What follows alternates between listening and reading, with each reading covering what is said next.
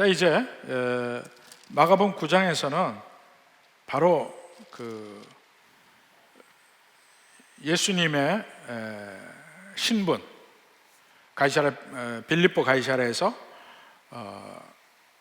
베드로의 신앙 고백을 통해서 갈릴리 전기 사역이 끝났습니다. 그 이후로 예수님은 그러한 그리스도가, 그러한 메시아가 고난당하고 죽임당한다, 이 이야기를 하면서 그 말의 의미를 제자들에게 끊임없이 설명하고 있습니다. 그 뒤에도 우리 성경 독자들을 향해서 그 면을 계속해서 설명해 나가는 과정으로 구성이 되어 있습니다. 그러니까 메시아라 하면 이스라엘 모든 백성들과 마찬가지로 예수님의 제자들도 능력으로 이 세상에 임하는 줄로 이해를 했습니다. 그래서 예루살렘에 가서 완전히 모든 로마의 군대를 물리치고 이스라엘을 회복하고 이러한 영광스러운 그 날을 고대하며 예수님이 메시아라고 고백을 했습니다. 근데 예수님이 바로 그 고백 바로 뒤에 고난당하고 죽임당할 것을 얘기하기 때문에 제자들은 참 혼란스러워요. 여러 가지 혼란스러운데 그 혼란스러운 그들에게 궁극적인 예수님의 영광을 변화선상에서 보여줍니다. 원래 예수님의 영광이 이렇고 앞으로 고난 뒤에, 십자가 뒤에 죽임당한 이후에 받으실 영광이 그렇다는 것을 보여주면서 그들에게 소망을 주거든요. 그럼에도 불구하고 제자들은 끊임없이 예수님의 십자가에 가시는 그 날까지 계속해서 실패합니다. 예수님이 누구신지, 예수님이 무슨 일을 하시는지, 우리가 가야 될 길이 무엇인지 그걸 아는 거에 대해서 계속해서 실패합니다. 근데 오늘도 바로 그런 부분이에요. 변화선생이 내려오니까 제자들이 그 귀신 들린 자의 귀신을 쫓아내지 못하고 있는 그 장면도 물론 보았거니와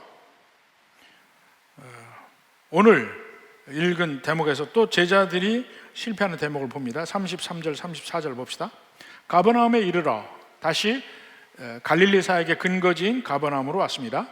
집에 계실새 제자들에게 물으시되 너희가 길에서 서로 토론하는 것이 무엇이냐 하시되 그들이 잠잠하니 이는 길에서 누가 서로 크냐 하고 쟁론하였습니다. 서의를 정하려고 한 것이요, 누가 1번, 누가 2번, 누가 3번이냐. 베드로는 내가 제일 크다고 얘기할 수도 있습니다. 알게 모르게 베드로가 1번이에요. 야고보와 요한, 세베대의 아들 야고보와 요한은 그래도 우리가 예수님의 가장 찍은 거리에 있다 얘기할 수 있습니다. 특히 예수님이 가장 은밀한 일, 아니면 가장 중요한 일을 행하실 때는 이 3명만 데리고 다녔으니까 이 3명이 주로 그렇게 얘기할 수도 있었습니다. 더군다나 그 야고보와 요한의 어머니 미세스 세베대는 치맛바람까지 했잖아요. 나중에 그 나라가 회복될 때 하나는 오른쪽에 하나는 왼쪽에 두십시오. 지근거리에 두려고 하는 거예요. 모든 권력은 가장 이 우두머리에 지근거리에 얼마나 그 거리가 가깝냐에 따라서 권력이 정해지는 거예요. 그래서 문고리 권력이라고 얘기하는 게 바로 그거잖아요. 얼마나 가깝게 있느냐. 이들 세 사람이 그런 식으로 얘기했을 것이고 다른 사람들은 무슨 소리냐, 우리도 마찬가지 제자다 이렇게 하면서 서로 논쟁을 하는 장면입니다. 예수님이 들을 때 얼마나 한심했겠어요. 지금 예수님은 십자가의 길을 얘기하고 있습니다. 내가 이제 메시아인 내가 예루살렘에 가서 고난당하고 죽임당하리라 이 이야기를 하고 있고, 너희들도 내가 십자가를 지고 가는 것처럼 자기 십자가를 지고 나를 따를 것이라 하고 얘기하고 있는데 제자들은 전혀 이해하지 못하고 예수님이 나라를 회복하실 때 누가 문고리 걸리게 될 것이냐, 그걸 가지고 쟁론하고 있습니다. 근데 그것은 예수님 때뿐만 아니고 그 이후로도 계속 그 일이 있어 와요. 왜냐하면 그것이 인간의 본성 속에 있어요. 누가 더 크냐? 이것이 사실은 이 군집생활, 그 무리 생활을 하는 짐승들에게도 그게 보여지죠. 항상 서열을 정합니다. 여러분 집에서 개를 한번 키워보십시오. 개 키우는 집 아시죠? 개가 분명히 그 집안의 서열을 이미 개의 눈에는 서열이 보여요. 아무리 앞에서 아버지가 에헴하고 있어도 개의 눈의 서열은 다를 수가 있습니다. 개가 보는 서열이 아마 정확할 거예요. 지도 그 서열 안에 몇 번인지가 결정이 나는데요. 근데 그 자연적이에요. 우리 마음속에서도 누가 위아래인지가 서열이 정해지고 그 중에서 위의 위치를 차지하기 위해서 노력을 합니다. 근데 그것이 그러한 인식이, 그러한 문화가 교회에도 들어와요. 그래서 마치 교회에서 직분을 받는 것이 마치 승진하는 것처럼 생각해. 그리고 그 자리를 물론 영광스럽게 생각을 하죠. 그러나 영광스러운 자리인 것은 맞아요. 그러나 그 영광은 다른 면에 받는 것이란 말입니다. 내가 이렇게 높은 자리에 있으니까 영광을 받는다는 것이 아니고 하나님 안에서 섬기는 위치에 갈 수 있어서 그것이 감사하다는 것이거든요. 그래서 우리 교회에서는 끊임없이 직분을 받는 것은 섬기기 위한 것이다. 이걸 계속해서 이야기를 해왔습니다. 많은 사람들이 직분을 받는 것은 이제까지 섬긴 것에 대한 보상이라고 생각해. 근데 보상이 아니에요. 섬기는 보상은 하나님께 받으십시오. 그런데 효과적으로 교회에서 섬기기 위해서 직분을 주어서 그 직분자에게 섬기는 일을 하게 하는 겁니다. 그러니까 나름대로 우리 교회에서는 그 면을 확실하게 하잖아요. 어떻게 합니까? 먼저 임직이 되면 섬겨야 돼요. 임직이 되면 해야 되는 일이 있어요. 가장 확실한 일이 뭡니까? 화장실 청소. 우리 교회 화장실 정말 깨끗합니다. 왜냐하면 그 직분자들이 화장실 청소를 해서 시무 집사님, 권사님들, 새로 분들 전부 화장실 청소합니다. 그리고 이 차량 안내도 하고 타가방도 봉사를 해야 되고 이렇게 기본적으로 돌아가면서 꼭 해야 되는 것들이 있어요. 언제까지 합니까? 다음 임직자가 생길 때까지. 그러니까 벌써 지금도 물어보는 사람이 있어요. 임직 언제 할 겁니까? 왜냐하면 그때가 돼야 내 화장실 청소가 끝이 나니까. 근데 제가 참고로 말씀드리면 지금 화장실 청소하는 분 전에 했던 분들은 5년 했어요. 5년. 딴 때보다 더 오래 했거든요. 그걸 기억하시고 감사함으로 아직 하시기 바랍니다. 그래서 일을 하기 위한 직분이다. 이것을 몸으로 새기는 거예요. 몸으로 새겨서 실제로 일을 일하는 분들이 우리 교회의 근간을 맡고 있기 때문에 교회가 든든히 서가는 것입니다.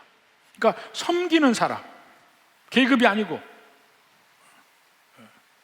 그래서 오직 주님을 위해서, 교회를 위해서 섬길 수 있도록 효과적으로 하는 것이 직분이다. 이것을 다시 한번 생각해 볼 필요가 있습니다. 자꾸 위로 올라가는 그런 직책이라고 생각을 하면 여러분 그 직분 받으면 안 됩니다. 오히려 다른 사람에게 악영향만 미치고 나쁜 결과만 초래하고 사람들에게 민폐가 돼요. 그 준비가 안 되고 직분을 맡으면 민폐라고요. 그러니까 그걸 위해서 정말 잘 좋은 분들이 맡아야 할 분들이 섬길 수 있는 분들이 됐으면 좋겠어요. 근데 거기에 대해서 예수님이 묻고 이제 섬기는 자의 자세에 대해서 이야기합니다. 지금 오늘 본문의 전체의 컨텍스트는 교회 안에예요. 교회 안. 교회 밖의 얘기가 아닙니다. 전부 교회 안의 얘기니까 한번 들어보십시오. 35절부터 봅시다. 예수께서 앉으사 12 제자를 불러서 이르시되 누구든지 첫째가 되고자 하면 뭇사람이 끝이 되며 뭇사람을 섬기는 자가 되어야 하리라. 앞자리에 앉으려고 하지 말고 항상 뒷자리를 차지하려고 다른 사람을 앞으로 계속 세워야 된다는 거예요. 다른 사람을 섬기는 자가 되어야 한다.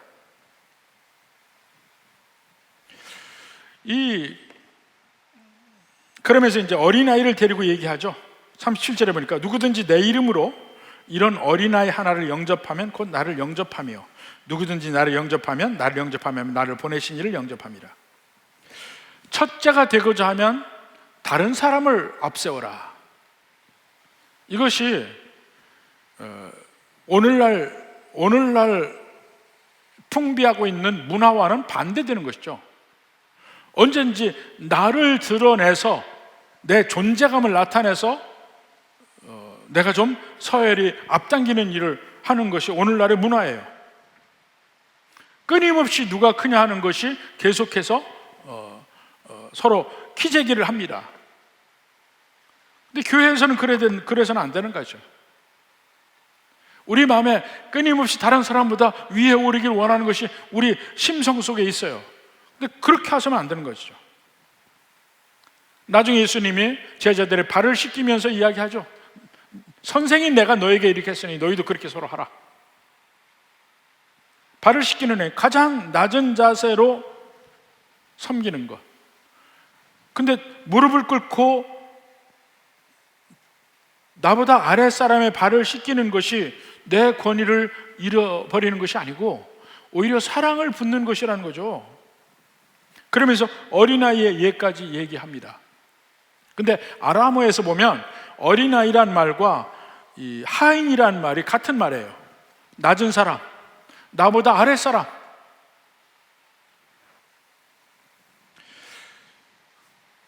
제가 끊임없이 목회자로서 제가 조심하기도 하고 또 휩쓸리지 않으려고 하는 것이 뭐냐면 모든 성도들이 제게는 잘합니다. 네? 모든 성도들이 제게는 잘해요. 근데 문제가 저는 성도들이 제게 잘한다 이걸 가지고 판단했다가 저는 큰일 납니다. 그 중에 어떤 사람들은 자기보다 아래인 사람, 자기가 가볍게 봐도 될 만한 사람들에게는 완전히 태도가 바뀌고 무시하고 마구대하고 이러는 일들이 있어요. 그럼 제가 해야 될 일은 뭐냐면 누가 그런 사람인지를 제가 알아야 돼요. 근데 알기가 대단히 힘들어요. 왜냐하면 저한테는 다 잘하니까. 근데 본질은요, 저한테 잘한다고 해서 다 좋은 사람이 아니에요. 진짜 리더가 돼야 되는 사람은, 진짜 리더여야만 하는 사람들은 누구냐면 자기보다 아랫사람에게 잘하고 섬기는 사람이에요. 그 사람이 리더가 돼야 되거든요. 근데 제게는 눈이 가리니까 그것을 알기 위해서 온갖 여러 가지 방법을 활용해요. 그 방법을 가르쳐 줄 수는 없어요. 그렇지만 활용은 해요. 여러분 한번 생각해 보십시오. 여러분보다 윗사람에게 누구나 다 잘한다니까요.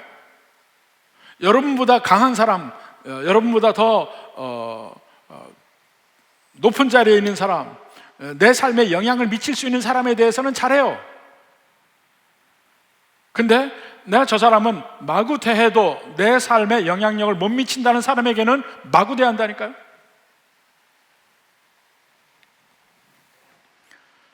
작은 사람, 연약한 사람, 여러 가지 면에서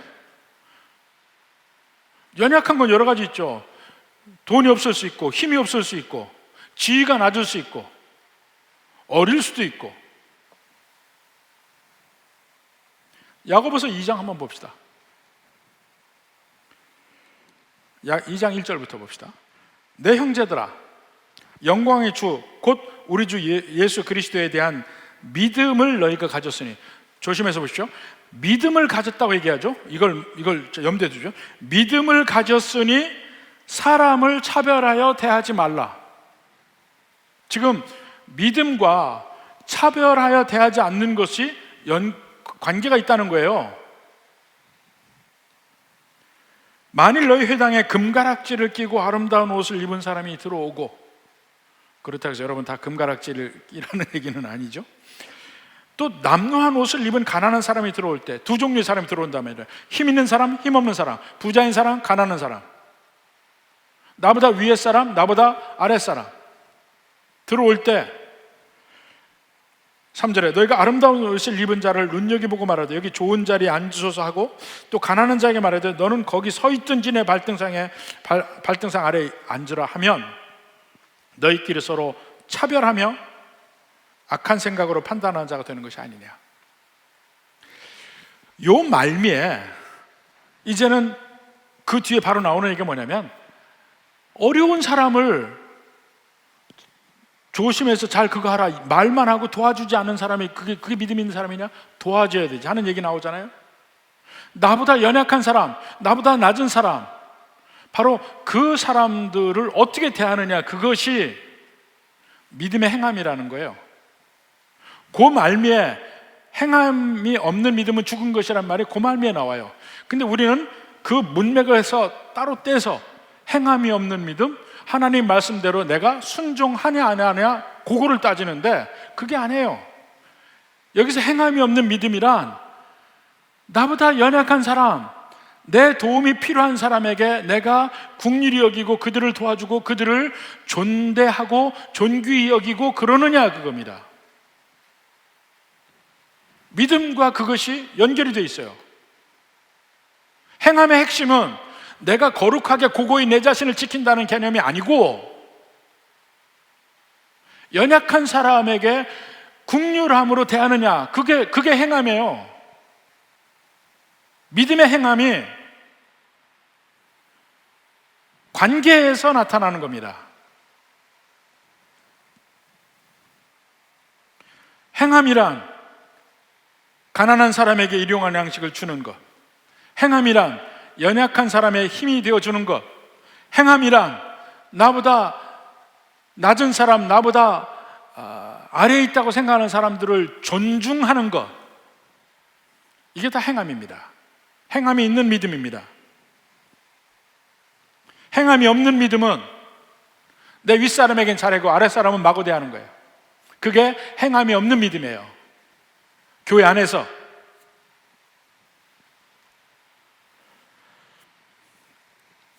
이 섬기는 자의 자리가 참 어렵습니다.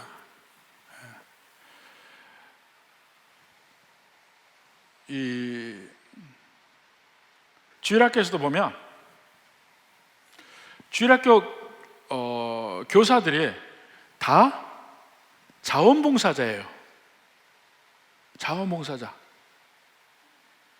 근데 그 자원봉사자라는 걸 잊으면 안 되는데, 이 어린 부모들이, 제가 어린 부모라고 얘기할게요. 어린 부모들이 주일학교 선생님들을 마구 대해요. 그 일을 몇 번 제가 보고를 받았어요. 그분들은 여러분이 돈을 주고 쓰는 사람도 아니고 자원봉사자라니까, 여러분의 자녀를 위해서 섬겨주는 사람이에요. 근데 여러분의 마음이 들지 않는다고 해서 그분들에게 왜 포학을 떨어요?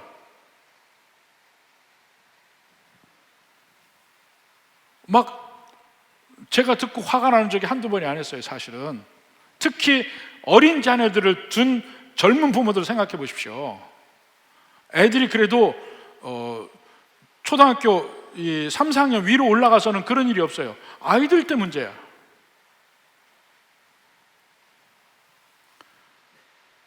그 사람들은 여러분의 자녀들을 돌보기 위해서 자기들의 시간과 노력을 써가면서 돌보는 사람들이에요.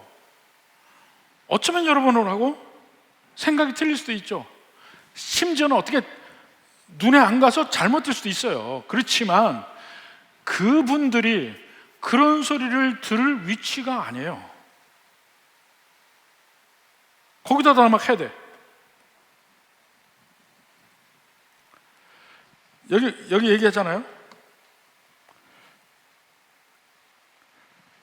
이 37절에 내 이름으로 이런 어린아이 하나를 영접하면 곧 나를 영접하며 누구든지 나를 영접하면 나를 영접함이 아니요 나를 보내신 이를 영접함이니라 그랬잖아요. 누구든지 교회에서 헌신하는 사람들에게 마구 대하는 일이면 그 사람을 마구 대하는 게 아니에요.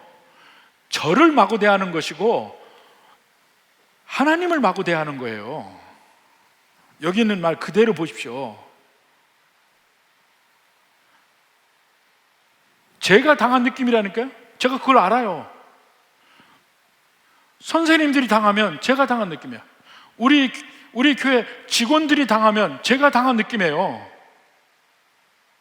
막 갖다 해대면 저만 당합니까? 하나님은 당한 느낌 아니겠어요? 똑같습니다. 그렇게 해도 여러분들에게 반대로 그분들이 뭐라고 안 할 거야. 섬기는 사람들이. 그렇지만 그것을 저도 듣고 주님도 들어요. 존중해 줘야 돼. 교회에서 일하는 직원들 존중해 줘야 됩니다. 그냥 봉사하다가 교회에서 일한다고 하면 갑자기 성도들 태도가 바뀐다는 거야. 자기 집에 하인처럼 대한다는 거예요.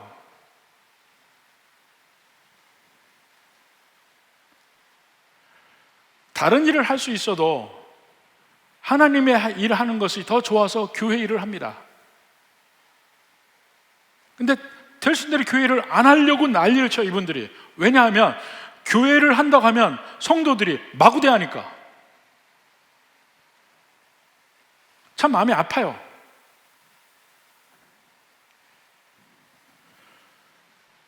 내가 마구 대해도 될 만한 사람이 교회 안에 없습니다. 더군다나 교회에서 일하는 사람들, 교회에서 페이를 받고 일을 하는 직원들이라도 그렇고 교육자도 마찬가지고 자원봉사를 하는 교사들도 마찬가지예요. 여러분들에게 마구 대함을 당할 사람들이 아닙니다. 존중해 줘야 되고 오히려 감사히 생각해야 될 사람들입니다.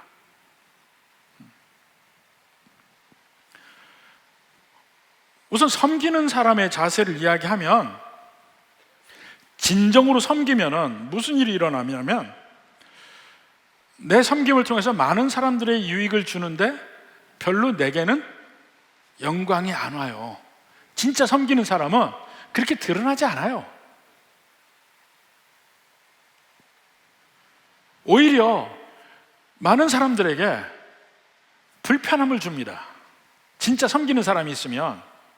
왜냐하면 같이 일하는데 저 사람이 너무 섬기면 내가 안 하는 게 자꾸 옆에서 보이잖아요. 그러니까 뭐 그렇게 특별히 너무 유별나게 하냐 이런 소리를 듣기도 해요. 진짜 제대로 섬기면. 그럼에도 불구하고 꾸준히 섬기는 일을 행하게 되면 그것이 다른 사람에게 도전을 주고 함께 동참하는 사람들도 생기고 그것이 전체 분위기가 그렇게 되면 그 부서는 아니면 그 부분은 정말 은혜로운 모임들이 됩니다. 서로 섬길 때. 근데 그게 한두 사람이 먼저 섬김이 필요해요. 근데 처음에 섬길 때는 다른 사람을 불편하게 한다니까. 대충 하는 사람들을 불편하게 만들어요. 그래서 오히려 핍박을 당할 수도 있고 핀잔을 들을 수도 있어요. 그렇지만 진정으로 섬기는 일을 그만두지 말라는 거예요.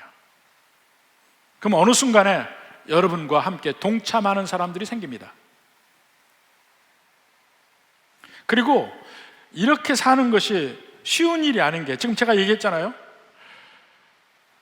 보통 우리가 교회에서 내가 낮은 자리 가리라 섬기리라 할 때 마지막으로 오는 시험이 뭐냐면요, 내가 열심히 저 사람 아니면 저 사람들을 섬기면 그 사람들이 내게 감사할 줄 알아요. 절대로 그렇지 않습니다. 감사하지 않아요. 당연하게 생각해요. 당연히 받는 것으로 생각해요. 그리고 오히려 더 불평하고 더 요구합니다. 그걸 견뎌야 돼, 섬기는 사람은. 오히려 그때가 이 마지막 시험이에요. 섬기는 사람의 마지막 시험은 내가 섬기는 대상인 사람들이 나를 인정하지 않아주고, 내가 섬기는 데서 감사하지 않아주고, 오히려 당연하게 생각하면서 자꾸 불평을 해. 그 대표적인 예가 주일학교 선생님들이라니까요. 부모들이 가서 막 뭐라 그래.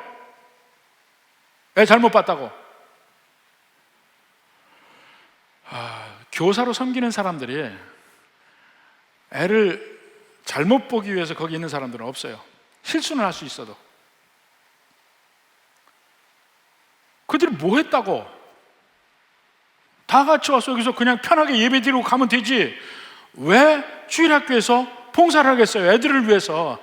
사람을 위해서 일하는 것이 정말 제일 힘듭니다. 교회 안에서요, 꼭 비교하는 게 뭐하지만 나 혼자 내 어떤 기술이나 내 능력을 발휘해서 나 혼자 하는 일은 오히려 쉬워요. 다른 사람을 돌보는 일이 제일 힘든 겁니다.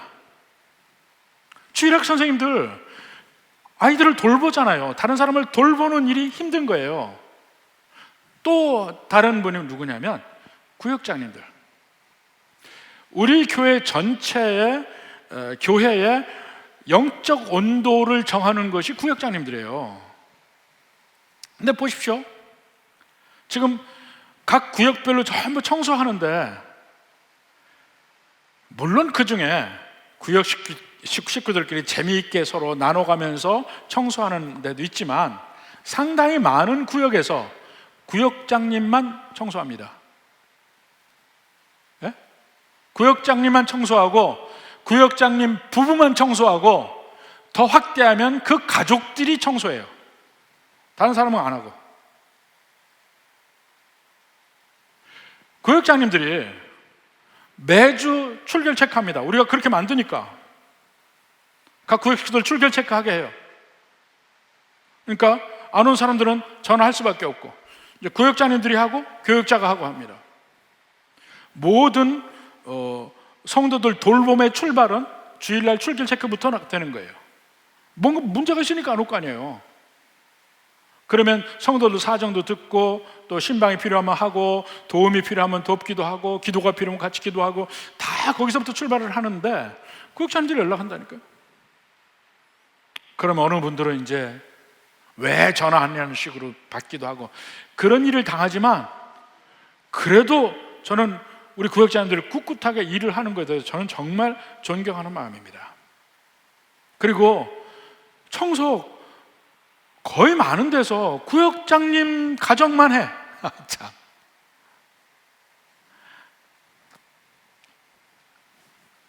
그래도 감사함으로 일을 하는 것에서 너무 감사해요. 너무 감사해요. 근데 섬김의 본질이 그거예요. 누가 알아주지 않아요. 진짜 섬김은 끝에 가는 건 알아주지 않아요. 오히려 일 못한다고 핀잔 들어요.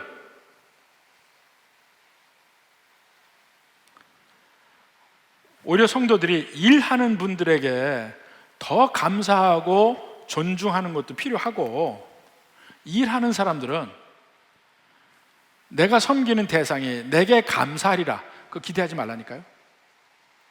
기대하면 안 돼. 시험 들어요. 오히려 하나님께서 아시리라. 저도 그 면에서는 알기를 원해요.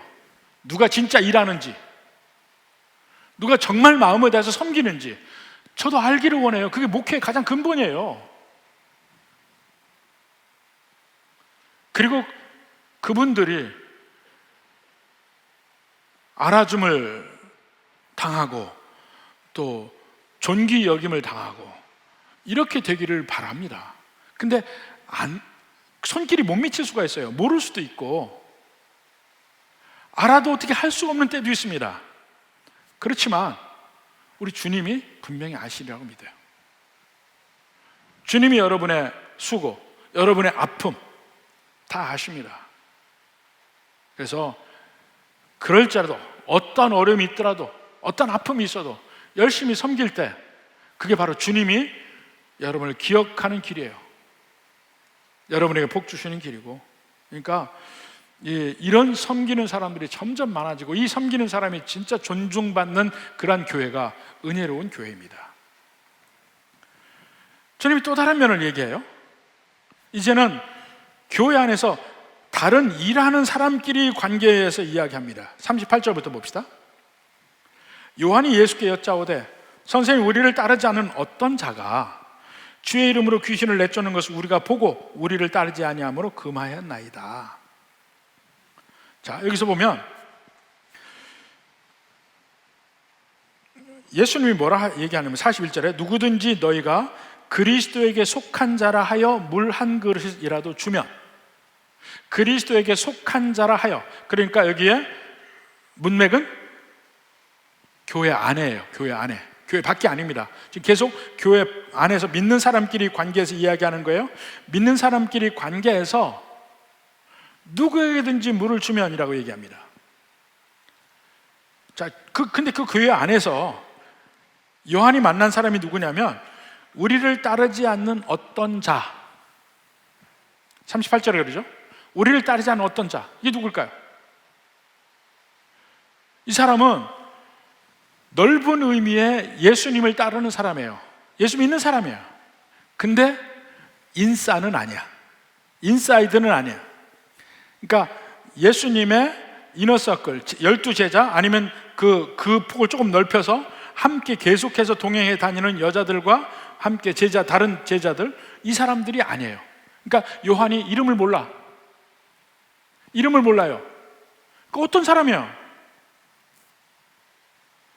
그럴지라도 그는 교회 안에 핵심에서 일을 안 해도 교회 일을 그래도 하는 사람이에요. 예수님 이름으로 귀신을 쫓아내고 그 일을 실제로 하는 사람이에요.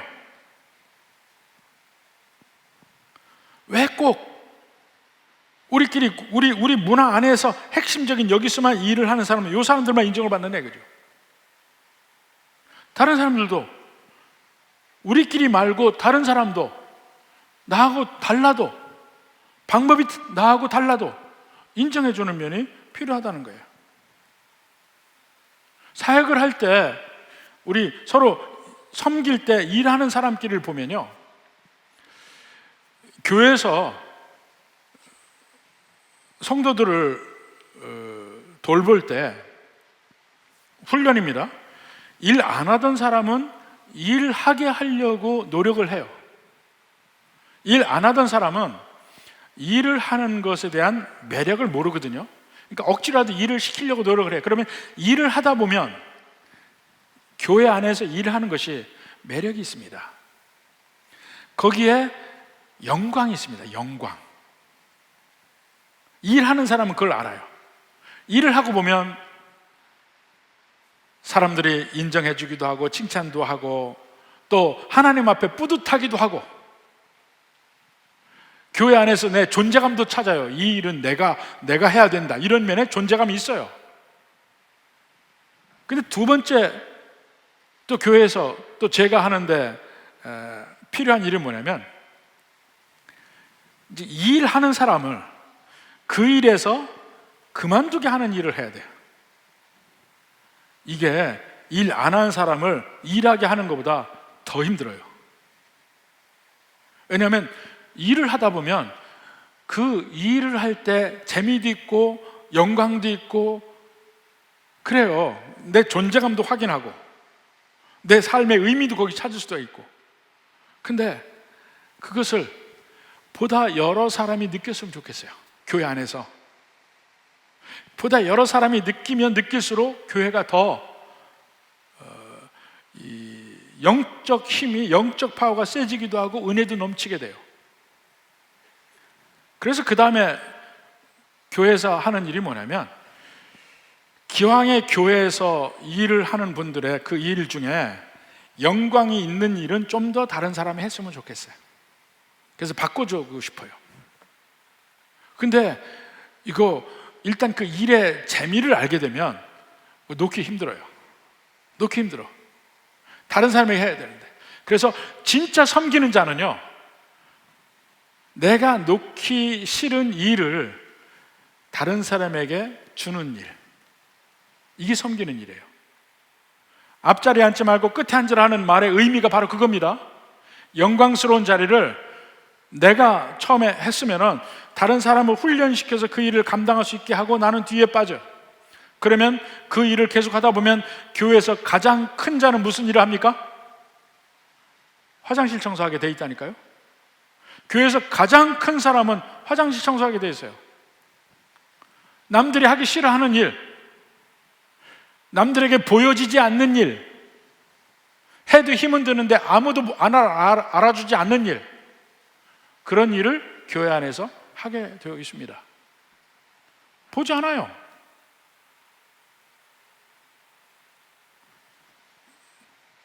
그런 데는 사람을 뽑기도 힘듭니다. 그러니까 이 주차 관리도 사람 뽑기 힘들어요. 주차 관리하는 것도. 잘못하면 성도들에게 욕만 먹어요. 여기 대지 마십시오 그러다가 욕 먹어. 우리 회계단에서 일을 하는 거, 남들 아무도 안 보는 일이에요. 오히려 남들 막 성도들 교제할 때 거기 들어가서 개수해야 되는 거예요. 정말 섬기는 마음이 없으면 일을 못하는 자리들이 교회 안에 널려 있어요. 그런 일을 정말 큰 사람이 만든 거야. 교회 안에 큰 사람이. 앞에서 영광 드러난 일 말고 그런 일을, 그건 다른 사람을 열심히 할 수 있게끔 북돋아주고, 나는 남이 알아주지 않는 일을 찾아가는 것, 남이 오히려 하기 싫어하는 일을 하는 것, 그것이 섬김의 근본이에요. 그 섬김의 근본을 가장 밑바닥에서 섬김의 자리로 가는 분이 바로 예수님이에요. 가장 낮은 자리에 가셔서 마침내 죽음의 길까지 가니까. 교회끼리 관계도 마찬가지예요. 교회끼리도 선의의 경쟁을 하죠. 저쪽 열심히니까 우리도 열심을 내자. 다른 교회도 이렇게 열심히 하니까 우리도 열심히 내자. 그건 좋아요. 그런데 그것이 경쟁이 지나치면 다른 교회들을 욕하고 공격하고 할 수 있다니까요. 우리는 그렇게 하지 말아요. 이것이 구약에도 그 얘기가 나오고 신약에도 그 얘기가 나와요. 구약의 예를 한번 봅시다. 민수기 11장. 이 모세에게 하나님께서 이스라엘의 장로들 다 모아서 그들에게 성령의 역사로서 예언을 하게 하고 이런 일이 있잖아요. 그때 모이지 못한 사람들이 진중에 있었어요. 그들도 예언을 하니까 그때 일어난 일입니다. 26절부터 보면, 그 기명된 자 중 엘다시라 하는 자와 메다시라 하는 자 두 사람이 진영에 머물고 장막에 나아가지 아니하였으나 그들에게도 영이며, 이 장막이라는 건 성막을 얘기하죠. 회막. 그들에게도 영이 임하였으므로 진영에서 예언한지라. 한 소년이 달려와서 모세에게 전하여 이르되 엘닷과 메닷이 진중에서 예언하나이다 하매, 택한 자 중 한 사람 곧 모세를 섬기는 눈의 아들 여호수아가 말하여 이르되 내 주 모세여 그들을 말리소서. 아니 다 여기 와서 지금 70장로 여기 와서 지금 함께 성령으로 취해서 예언을 하는데 안 온 사람이 하니까 그들은 말리소서. 여호수아는 나름대로 자기의 영광을 취한 건 아니에요. 모세 당신의 영광에 문제가 되니까 말리소서 이렇게 얘기한 겁니다. 그러니까 모세가 뭐라 합니까? 29절에 모세가 그에게 이르되 네가 나를 두고 시기하느냐? 나를 대신해서 시기하냐면, 여호와께서 그의 영을 그의 모든 백성에게 주사 다 선지자 되게 하시기를 원하노라. 모세의 온유함은 이런 면에서 열린 면을 온유함이라고 이야기합니다. 우리는 온유함을 화를 잘 내지 않는 거로 얘기하는데 모세 화 잘 냈어요. 하나님이 주신 돌판까지 깨트려 먹었어요. 그런 면이 온유함이 아닙니다. 그의 열린 마음을 이야기해요. 나만 예언한다고? 아니에요. 70장로도 예언을 하길 바라고, 나오지 않은 사람도 예언을 하기를 바라고, 그 열린 마음이 성경적 의미의 온유함이에요. 신약에도 그 얘기가 나옵니다. 세례 요한이 회개의 세례를 전했을 때 수많은 사람들의 광야로 나와서 요한에게 세례를 받습니다. 그런데 예수님이 세례를 받은 이후에 예수님이 말씀을 전하고 세례를 하니까 사람들이 다 그리로 몰려가. 요한의 사역은 점점 쫄아들어요. 그러니까 사람들이 와서 얘기해요. 이런 일이 있습니다. 요한복음 3장 26절 봅시다. 그들이 요한에게 가서 이르되 라삐여, 선생님과 함께 요단강 저편에 있던 이, 곧 선생님이 증언하시던 이가, 예수님이죠, 세례를 베풀매 사람이 다 그에게로 가더이다. 요한이 대답하여 이르되 만일 하늘에서 주신 바 아니면 사람이 아무것도 받을 수 없느니라. 사람들이 모이는 것도 하나님이 허락하셔서 모이는 거라는 거예요. 내게 모였던 것도 하나님이 허락하셔서 모였고, 내게서 저쪽으로 가는 것도 하나님이 허락하심이라는 거예요. 그걸 다 하나님의 은혜 안에서 그걸 봐요. 그러면서 뭐라 합니까? 자기의 역할을 명확하게 이야기를 하고 30절에 그는 흥하여야 하겠고 나는 쇠하여야 하리라. 주인공은 그분이고 나는 조연이다 하는 얘기를 하죠. 신랑 옆에서 듣고 기뻐하는 친구라고 얘기죠. 함께 주님을 섬길 때 목사끼리도 마찬가지고 교회 안에서도 마찬가지고, 이런 식으로 시기하는 건 좋지 않은 것 같아요. 한번 빌립보서의 바울의 경우를 한번 봅시다. 바울이 모든 교회의 존경을 받으며 사역을 하다가 감옥에 갇혔어요. 근데 바울에게 밀려서 빛을 그렇게 못 보던 선생들이 있었어요. 이 사람들이 바울이 감옥에 갇히니까 야, 이때다, 이 기회다 생각하고 그들이 더 열심으로 하면서 그들이 바울이 입었던 영광과 그 존경을 자기들이 받고 싶어해.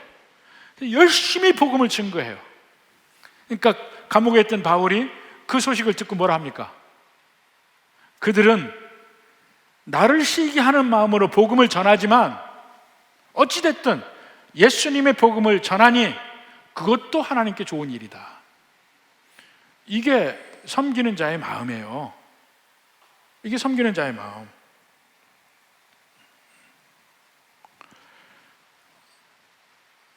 우리가 하나님을 섬길 때 교회 안에서 섬기다 보면 영광이 붙을 때도 있고 붙지 않을 때도 있어요. 그것과 관계없이 일을 하십시오. 영광, 궁극적인 영광은 우리 주님이 주시는 영광이에요. 주님께서 아셔요. 그 길을 가기 위해서 저도 교회의 목자로서 그 일을 충분히 저도 이해를 하고 진정으로 섬기는 분들에게 이 칭찬도 듣기를 바라고 높이 세워주기를 하려고 하고 노력은 하지만 인간인지라 못할 때도 있어요. 흘릴 때도 있어요. 놓칠 때도 있어요. 그러나 하나님은 안 놓칩니다. 하나님은 안 놓쳐요. 여러분이 헌신할 때 낮은 자리에서 하십시오. 남을 더 높여 세우십시오. 여러분에게 영광의 빛이 없어도 섭섭해하지 마요. 하나님이 아시니까. 거기로 주님은 그게 바로 내가 가는 길이고 너희도 가야 되는 길이라고 이야기를 합니다. 부디 교회 안에서 우리가 섬길 때 서로 이렇게 낮은 자리에서 일을 하려고 하다 보면 마음에 생각은 틀려도, 생각 우리 다 틀려요. 갈등이 없어지고 우리 화합하되고 진짜 사랑으로 서로 대할 수 있습니다. 부디 이 은혜가 넘치는 우리 교회 모든 성도들 되기를 주님의 이름으로 축원합니다.